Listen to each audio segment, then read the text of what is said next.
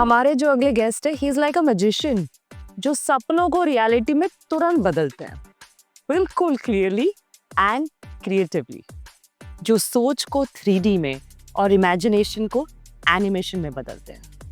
Please meet the master of visual story telling. Manji, welcome welcome welcome to real estate real insights by Swati Prakon. Thank you. Manji, थोड़े अपनी journey के बारे में बताइए, बड़ी इंटरेस्टिंग लग रही है। Okay. Yeah, born and brought up in small town of Bhuj, Kutch. भूकंप वाला। भूकंप वाला, या ऐसे हम लोग, इसलिए हम लोग भूकंप जैसे लोग हैं। हाँ, हाँ, आइडियली फिर वहाँ पे 10th तक स्टडी करने के बाद मैंने फर्दर स्टडी के लिए मैं अहमदाबाद आया। अहमदाबाद में या आई हैव डन 11th-12th, फिर उसके बाद थोड़ा ग्राफिक्स का कोर्स किया। वो ख़त्म करने के बाद मैं 3 साल के लिए ऑस्ट्रेलिया में था। वहाँ पे मैंने एक डिज़ाइन स्कूल में स्टडी किया। वो ख़त्म करने के बाद मैं आया Ahmedabad again, and then in 2010 we have started our impact design studio along with my brother.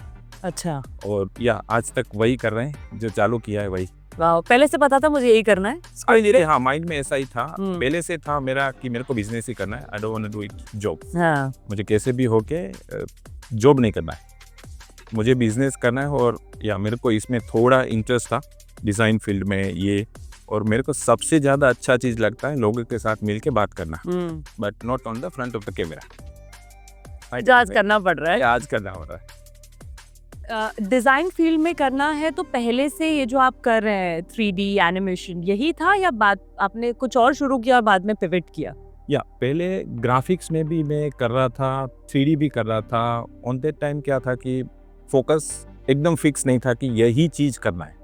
पहले अलग अलग फोकस था, but after studying the Australia से बाद आने के बाद, डिज़ाइन स्कूल में स्टडी करने के बाद, कि हाँ इसमें मेरे को अच्छा स्कोप दिख रहा है और इंडिया इज़ ग्रोइंग कंट्री, तो रियल एस्टेट ग्रो हो रहा है, बहुत सारी चीज़ नए नए प्रोजेक्ट्स आ रहे हैं। देन वी स्टिक कि आपने को यही करना है, then we are still tick on that. Very nice. थोड़ा 3D वॉक थ्रूज, इसका प्रोसेस हमें बताइए ना। श्योर। हम जो मैं बोलता हूँ ना, हमारा काम है वी क्रिएट अनक्रिएटेड आर्ट, जो कुछ आज बना नहीं है। तो 3D में हम लोग जब भी कोई चीज़ करते हैं या बनाते हैं, वी आइडियली थिंक के जो डेवलपर का विज़न है, जो आर्किटेक्ट का थॉट प्रोसेस है, और जो बायर्स है वो बायर्स का एक्चुअली ड्रीम, ये 3 चीज़ कॉम्बिनेशन करके we ideally start our process कि इसमें मेरे को क्या स्टोरी करना है, किस तरह से काम करना है। अगेन वी अंडरस्टैंड जो डेवलपर की सेल्स टीम है उसको भी ध्यान में रखते हैं। फिर प्रोजेक्ट का लोकेशन क्या है, प्रोजेक्ट का आर्किटेक्चरल इंटेंट क्या है, प्रोजेक्ट में लाइफस्टाइल पॉइंट ऑफ व्यू से मेरे को क्या मिलना है, वो सब ध्यान रख के हम लोग उसका पहले डिज़ाइन प्रोसेस स्टार्ट करते हैं। फिर जो आर्किटेक्ट के वहाँ से या लैंडस्केप टीम या तो इंटीरियर की टीम से जो डिटेल आती है, we develop that detail and then we complete the entire work. आपने बहुत सही बात बोली। बिल्डर, आर्किटेक्ट और बायर, इन तीनों का सपना वो आप पूरा कर। यस। मंजी, एक आम इंसान के लिए अगर आपका प्रोसेस समझना है तो आप किस तरह से समझाएंगे उनको? ओके, प्रोसेस में हमारा क्या है कि हम लोगों को आर्किटेक्ट से plans, elevation, sections, material, finishing, texturing सब डिटेल रो आती है। उसको हम हमारे सॉफ्टवेयर में उसको पहले मॉडलिंग बनाते हैं, इक्वल गूगल स्केचअप में उसका मॉडल बनता है। गूगल स्केचअप में से हमको उसको दूसरे सॉफ्टवेयर 3ds Max में लाते हैं। Then we do the colouring, texturing, materialing, lighting, even angle selection, कौन से एंगल को डे में करना है, नाइट में करना है, इवनिंग में करना है, एंगल भी कौन सा चूज़ करना है कि पर्टिकुलर ये एमिनिटीज़ है तो मेरे को उसको टॉप से दिखानी है, साइड से दिखानी है, किस तरह से दिखानी। तो या ये modelling to rendering, texturing, material, वो एक प्रोसेस इस तरह से चलता है। एक बार आपके पास ब्रीफिंग आ जाता है तो कितना टाइम लगता है आपको ये सपोज 3 मिनट का वीडियो बनाने में? मैं 3 महीने मानता हूँ मिनिमम मेरे को चाहिए। कितना टाइम? या 3 महीना चाहिए, उससे पहले तो पॉसिबल नहीं है। या होता है बट फिर उसमें quality compromise, I don't want to do that. और जैसे हम बात कर रहे थे, आपके जो सिस्टम्स हैं, those are technically very advanced systems and expensive systems, right? Yes.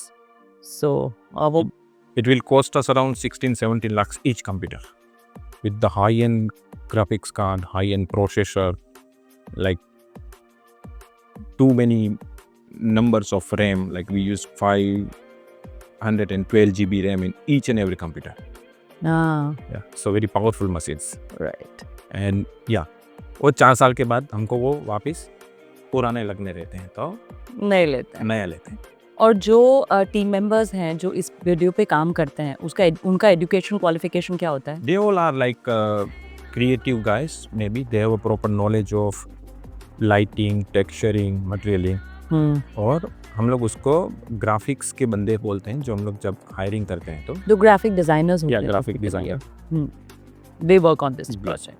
सो ऐसी क्या चीज़ें हैं जो ध्यान में रखनी पड़ती हैं 3D और वॉक थ्रूज बनाने में स्पेसिफिकली देखने जाए तो बिल्डिंग का आर्किटेक्चरल क्या उसका architectural thought process, design process क्या है, उसमें क्या टेक्सचर्स, क्या मटेरियल्स, क्या किस टाइप के प्लान्स, क्या किस टाइप का एलिवेशन, इंटीरियर्स, वो लोग जो डेवलप आर्किटेक्ट ने जो सोचा है उसको हम लोग same to same as it is इसमें डेवलप करने का ट्राई करते हैं. तो we have to be very stick with this all the part कि जो हम लोग आज दिखा रहे हैं वो 4 साल के बाद, 3 साल के बाद बनना चाहिए. कि हम लोग आज जो दिखा रहे हैं वो बनने के बाद पूरा कम्प्लीटली डिफरेंट नहीं होना चाहिए. कितना फर्क होता है जो आप दिखाते हैं वर्सेस जो product? Okay, I'll give you the one more example. You can see my video Swati Senor on my YouTube channel. We have built like 4 years ago. आप आज जाके स्वाति सेनोर का सैंपल हाउस देखो. Nilesh Kava has done very beautiful job. Yeah. But you'll get the similarity of 80-90%. सोचिए, मतलब इतने साल पहले आपने वीडियो बनाया है, ऑलमोस्ट 80-90% are same. तो वो इंटीरियर डिजाइनर, आर्किटेक्ट, सबका तो उनका विजन कितना क्लियर होना चाहिए. Yeah.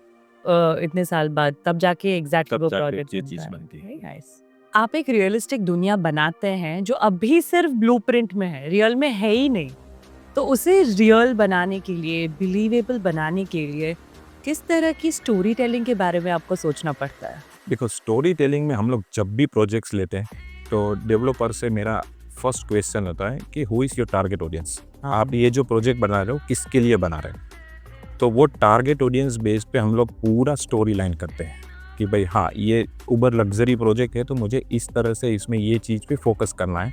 अगेन, उसमें क्या क्या लाइफस्टाइल के पॉइंट ऑफ व्यू से एमिनिटीज़ मिल रही है, उसका आर्किटेक्चरल इंटेंट क्या है, उसका साइज़ क्या है, वो सब को हम लोग विजुअली इसमें अपीलिंग करते हैं. तो बहुत सारा चीज़ हम लोगों को डिज़ाइन प्रोसेस में ध्यान रखना पड़ता है, along with their texturing, material, lighting, specs, वो सब हम लोग ध्यान रख के ये पूरा चीज़ बनाते हैं.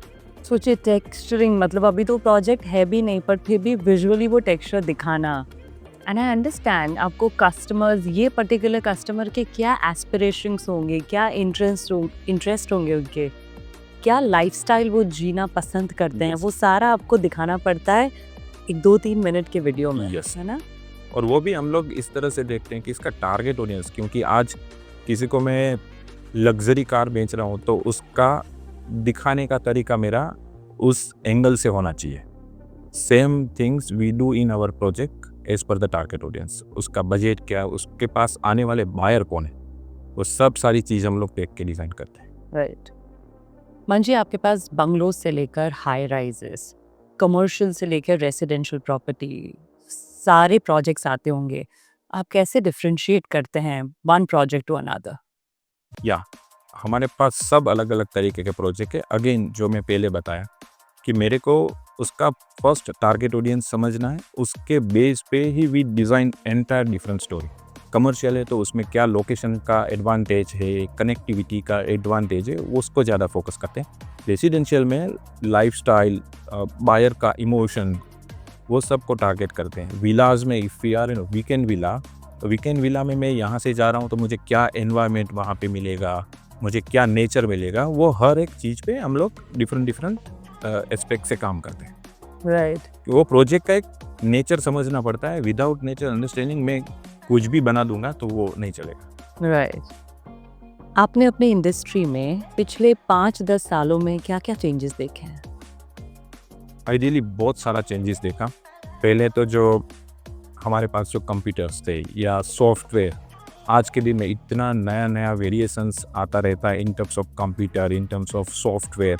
सबसे ज़्यादा एडवांटेज अभी जो मेरे को लगता है विथ माय टीम, जो यंग ब्लड जो आर्टिस्ट आ रहे हैं इसमें, दे आर वेरी गुड यार, वो उसका जो थॉट प्रोसेस है वेरी एनर्जेटिक। तो अभी के लिए वो हमारे लिए बहुत इजी हो गया है। पहले था कि हाँ एक ही चीज़ में काम करना है, एक ही सॉफ्टवेयर है और एक स्टाइल। पहले हम लोगों को डेवलपर से भी ओके मेरे को ये चीज़ चाहिए, बिल्डिंग का 2 एलिवेशन दे दे, एक गेट दे दे, इसमें ये दे दे, ये हमारा स्टॉक। आज के दिन में लोग बहुत सारा फ्रीडम भी मिला है। पहले 10 साल के बाद देखने जाओ तो प्रोजेक्ट भी ऐसा लेवल का नहीं था कि हाँ उसमें कुछ ज़्यादा दिखा सके इन टर्म्स ऑफ एमिनिटीज ये सब। आज के दिन में ये सब खेल लाइफस्टाइल पे हो गया है। तो मज़ा भी आ रहा है, चैलेंजिंग भी है, और या पहले से तो आजकल जो कर रहा है it's quite good. I mean, I can see that you're having so much fun all the more. Yes, पहले तो हमने वो बात कर रहे थे, उसको क्या बोलते हैं जो एक्चुअली स्ट्रक्चर बनाते हैं, जिसमें कारपेंटर्स का भी क्या बोलते हैं उसको, स्केल मॉडल। Scale models. हाँ, पहले वो कार्डबोर्ड से भी बनता था, फिर वो वुडन से भी बनता था। आजकल उसकी जगह पे अच्छी तरीके से आप देखने जाओ तो 3D प्रिंटर मशीन भी आ गए। You just imagine, you put the command and they will give you the model. उसमें कितने लिमिटेशंस होंगे, मतलब सब कुछ थोड़ी उसमें बना बहुत पाएंगे। बहुत हाँ। सारा लिमिटेशन, अरे इस टाइम पे भी आप ये इसमें भी देखने जाओ तो limitations is there, but you can understand the form of your building. तो वो इजी हो गया, पहले जो प्रोसेस था उससे आज के दिन में बहुत इजी हो गया सब। अभी स्केल मॉडल्स बनते हैं अभी भी? यस, उसको देखते हैं, एक अलग मजा आता है because या वो अलग पे- है। हाँ, वो स्केल वो आपको समझ आता है, वे जो आपकी साइट पे है या कोई भी सेल्स गैलरी में है, देन यू रियलाइज कि हाँ यार ये एरिया से ये मेरा यहाँ होगा तो मेरे को ये दिखेगा, मेरे को ये दिखेगा। तो एक उसका भी एक डिफरेंट इम्पैक्ट है। यस, डिफरेंट इम्पैक्ट है, यू राइट। एआई कैसे इम्पैक्ट कर रहा है या और आगे करेगा आपकी इंडस्ट्री में? सी रिसेंटली हम लोगों ने 2 प्रोजेक्ट्स में एआई का ट्राई किया, एंड मेरे को लगता है वो बहुत सारा इम्पैक्ट करेगा। जैसे इससे पहले हम लोग जो हमारे एनिमेशन में जो ह्यूमंस डाल रहे थे, it's look like little zombie, या तो वो एक्चुअली क्या हो जाता कि इतना हम लोगों को डिटेल वाला नहीं मिलता था। ना, दूसरा, एज अ इंडियन इंडस्ट्री में बैठ के हमारे पास जो भी हम लोगों को ये ह्यूमंस ये सब मिलते थे, इट्स ऑल आर फॉरेनर। तो क्लाइंट का वो डिमांड आता है, यार ये प्रोजेक्ट मेरा अहमदाबाद में और तूने यूरोपियन को यहाँ पे बिठा दिया। तो एआई होने के बाद हम लोग वो सब ह्यूमंस के साथ खेल सकते हैं, बहुत सारी थिंग्स के साथ खेल सकते हैं, उसको रियलिस्टिक कर सकते हैं। तो चेंज आ रहा है, और definitely as per my understanding मेरे को जो दिख रहा है कि चेंज आएगा। और जैसे हमारी आर्चविज इंडस्ट्री वर्ल्ड वाइड, कौन सी इंडस्ट्री? आर्चविज इंडस्ट्री बोलते हैं हम लोग, architectural visualisation industry. Architectural visualisation is archviz. Archviz industry, और उसके लिए मैं बहुत ट्रैवलिंग भी करता हूँ, अलग अलग देश जाता हूँ, यूरोप जाता हूँ, लोगों को साथ मिलते हैं, सीखने के लिए, जानने के लिए, कॉन्फ्रेंस को अटेंड करते हैं, ताकि मार्केट कहाँ पे चल रहा है, लोग किस तरह से, जैसे आज दुबई में डेवलपर सेल्स के लिए क्या डिफरेंट करता है जो अपना अहमदाबाद में या हैदराबाद में, मुंबई में नहीं हो रहा है। तो we go there, we understand, we try to implement here. तो या एआई से बहुत सारा फर्क आएगा, आएगा और आ रहा है। आ रहा है, ऑलरेडी वी हैव स्टार्टेड। और हमें कुछ ऐसे इंटरेस्टिंग चीज बताइए ना जो अभी है नहीं पर आपको पता है आगे आने वाली है कि ये एआई के थ्रू ना ऐसा हो जाएगा। अभी मेरा किसी के साथ बात चल रहा है, प्रोजेक्ट एक बेंगलुरु में, it's a very hitech premium project, और वो पूरा प्रोजेक्ट को डिज़ाइन एआई बेस से करने का सोच रहे हैं, और ग्रीन एनर्जी के साथ, कि आपको आपका प्रोजेक्ट का थॉट प्रोसेस ये है कि पूरा एक सिस्टमेटिक से चलेगा, कि आपका वो जॉगिंग ट्रैक पे वॉक भी कर रहे हैं तो भी आपका वो जो भी प्रोसेस है एक्सरसाइज का है, फिर उसमें से इलेक्ट्रिसिटी बर्न करेगा। This is on thought process. हम लोग बैठे थे, इलेक्ट्रिसिटी क्या होगा? जनरेट करेगा, हम लोग चलेंगे और इलेक्ट्रिसिटी जनरेट होगी। ऐसा मेरा अभी वो चल रहा है, ताकि ये सब एआई और एडवांटेज, ये जो टेक्निकल नया है, जैसे हम लोग अम्ब्रेला लगा रहे हैं या कोई सीट लगाई है, तो उसमें से भी आपको दे द सोलर पैनल, इस थिंग्स बहुत सारा ऐसा। मेरा एक कोई डेवलपर के साथ अभी बात चल रहा है, so that project is in about to design. Awesome. तो इम्पैक्ट हर जगह पे आएगा ऑटोमेशन के हिसाब से, तो उसमें भी कहीं ना कहीं एआई छुपा है, या हर चीज हम एआई के हिसाब से बहुत सारे प्रोजेक्ट में एक इमोशन भी डाल सकते हैं। अच्छा, जैसे कि जैसे मैं कोई डिज़ाइन कर रहा हूँ, मुझे आपका पिक्चर डालना है, I can put your real face. मैं उसको गाइड कर सकता हूँ कि मुझे आपको स्माइल कराना है, आपको शेड दिखाना है, आपको अलग इमोशन के साथ दिखाना है, that we can do it with. True, wow. So we can add emotion in our project. वो मेरा thought process और मेरे को जो लग रहा है वो आएगा. क्योंकि जैसे हमने कहा सब कुछ फीलिंग्स ही है यहाँ से। Yeah, तो feeling- जो मोर जितना हम और रियलिस्टिक या जितनी फीलिंग्स और भावना जगा पाए, why not, that will be more effective. Yes. So AI से बहुत बड़ा impact आएगा. अच्छा, नाउ एवरीथिंग, ये हमने बहुत एडवांटेजेस के बारे में बात की। क्या चैलेंजेस आप फेस करते हैं आपकी इंडस्ट्री में?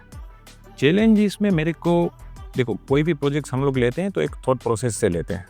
चैलेंज हमारे को तब आता है कि एक लेवल का हम लोगों ने काम कर दिया, उसमें मल्टीपल थॉट प्रोसेस, जैसे वो एक बड़ा हमारे लिए चैलेंज है एक काम करने के लिए. और सर्टेन टाइम हम एक लेवल से एक लेवल तक पहुंच गए, वो टाइम पे जो छोटे मोटे चेंजेस, तो वो हमारा पूरा टाइमलाइन जो थॉट प्रोसेस है वो पूरा खराब कर दे रहा है.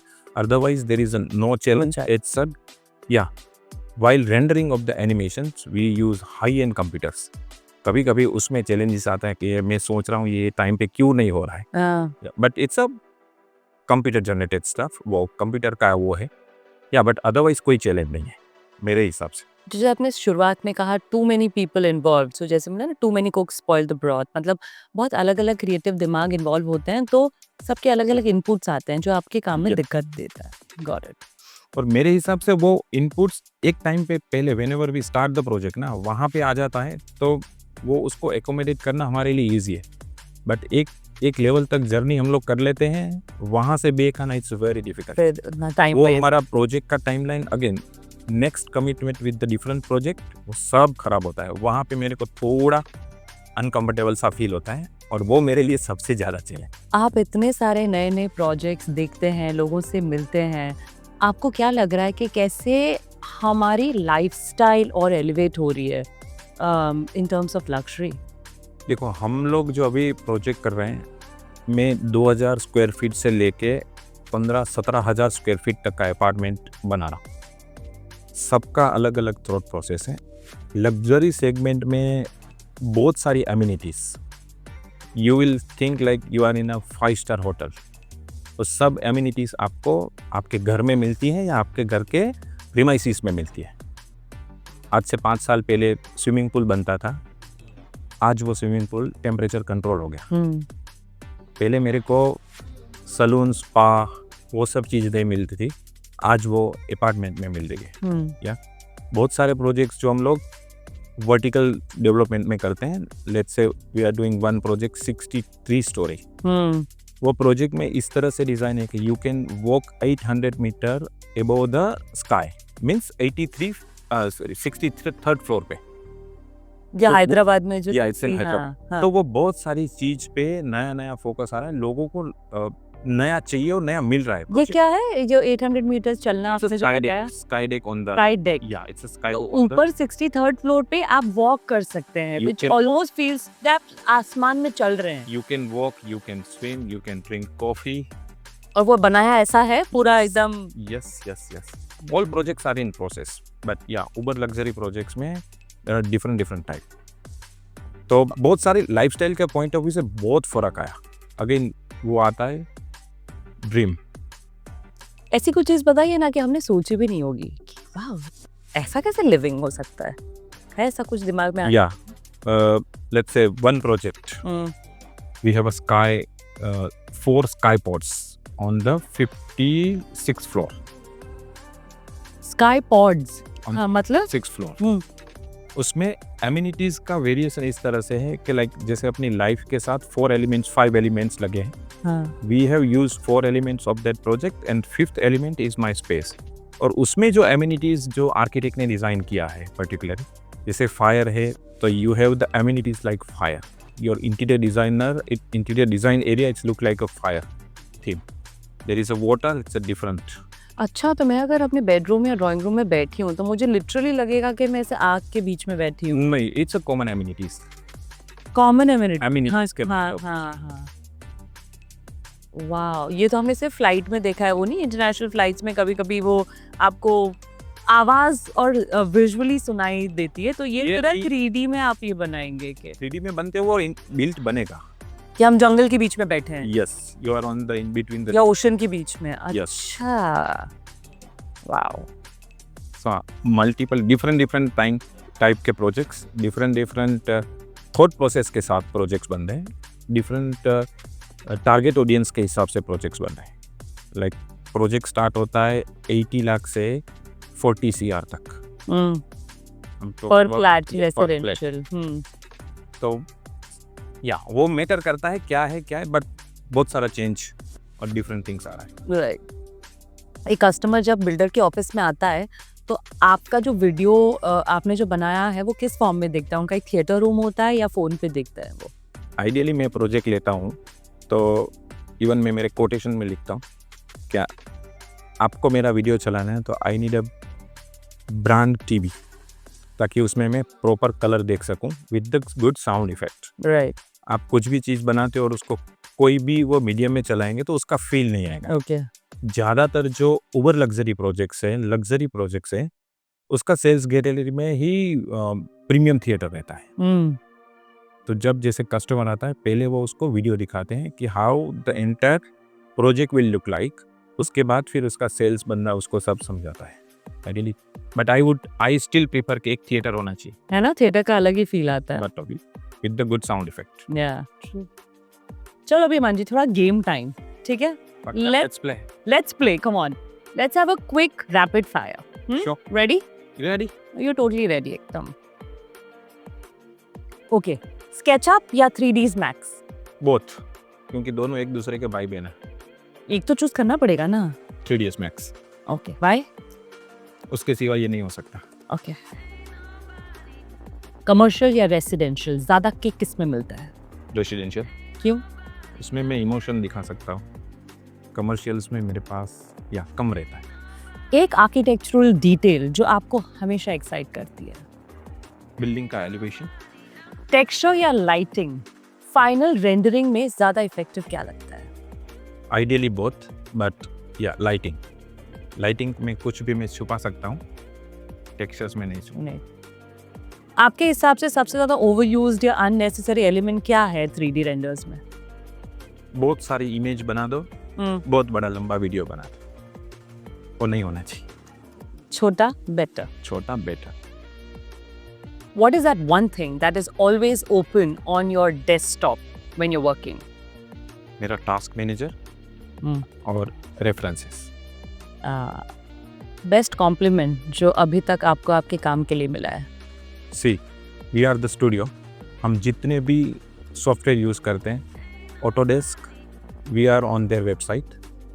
They approach us and they publish our work on their website.